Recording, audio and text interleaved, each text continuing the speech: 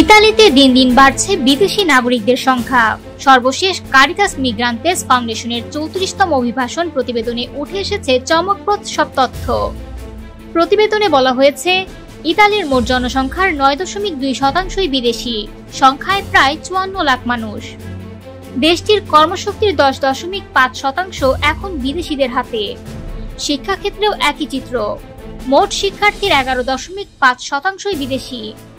অর্থাৎ ইতালির অর্থনীতি ও সমাজের গুরুত্বপূর্ণ অংশ হয়ে উঠেছেন অভিবাসীরা। বিদেশিদের প্রধান উৎস দেশগুলোর মধ্যে রয়েছে রোমানিয়া, মরক্কো, আলবেনিয়া, ইউক্রেন ও চীন। তবে সাম্প্রতিক বছরগুলোতে বাংলাদেশি ও পেরুভিয়ান নাগরিকদের সংখ্যা দ্রুত বেড়েছে।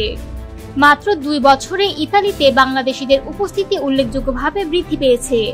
এমনকি নতুন ইস্যু হওয়া রেসিডেন্স পারমিটের তালিকায় বাংলাদেশ এখন শীর্ষ 3 দেশের একটি। প্রতিবেদনে আরো বলা হয়েছে, বিদেশিরা মূলত ইতালির মধ্য ও উত্তরাঞ্চলে বাস করেন।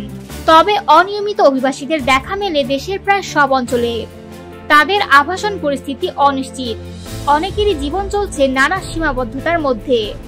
একই সঙ্গে দেশটিতে দেখা দিয়েছে তীব্র আবাসন সংকট। এতে বৈষম্য ও সামাজিক দুরবস্থা আরো বেড়েছে। তবুও ইতালির নিম্ন জন্মহার ঠেকাতে বিদেশিদের অবদান গুরুত্বপূর্ণ। 2024 সালে জন্ম নেওয়া শিশুদের মধ্যে 21% নবজাতকের অন্তত একজন অভিভাবক বিদেশি নাগরিক।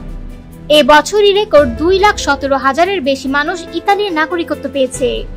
ফলে ইতালির জনসংখ্যাগত পরিবর্তনে অভিবাসীরা বড় ভূমিকা রাখছেন। বর্তমানে ইতালিতে কর্মরত আছেন 2,40,00,000 মানুষ।